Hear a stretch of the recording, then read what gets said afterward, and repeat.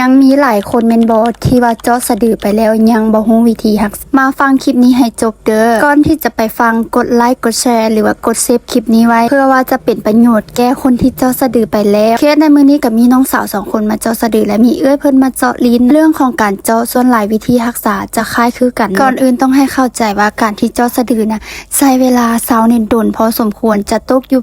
ประมาณ 2-3 เพราะว่าสะดือเป็นจุดที่เสียดสีกับเครื่องนุ่งเฮาตลอดและเป็นจุดที่ว่า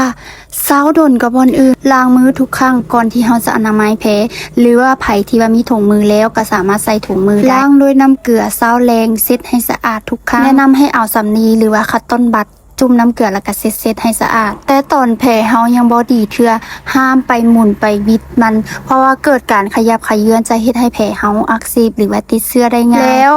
เวลานุ่งเครื่องห้ามนุ่งเครื่องที่ฮัดเกินไปหรือว่านุ่งทรงแอวสูงที่คับโพดจึงเกิดการเสียดสีกับบาดแผลมันเฮ็ดให้แผลติดเชื้อได้หรือว่าไผเป็นสายลอยน้ำมักลอยน้ำช่วงแรกๆห้ามก่อนเด้อเพราะว่า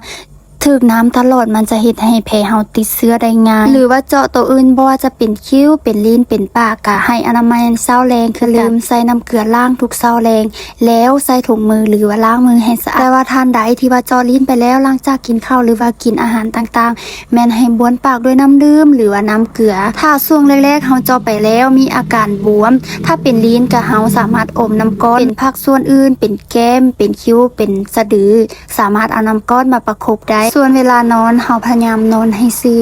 ยาไปเต็งบาดแผลที่เฮาหากระเจาะมาไม่มันจะเฮ็ดให้เลือดออกหลายเต็งกับบาดแผลสำคัญสุดก็เรื่องอาหารการกินเด้อสุดจ้ะยาไปถือเบาว่าคอยเฮ็ดมาแล้วคอยสิบ่คำของกินยาสุเฮ็ดคำว่าเป็นบาดแผลแล้วมันเกิดการอักเสบได้ง่ายเกิดการเน่าการเปื่อยได้ง่ายช่วงแรกๆให้กินพวกข้าวเปียกอาหาร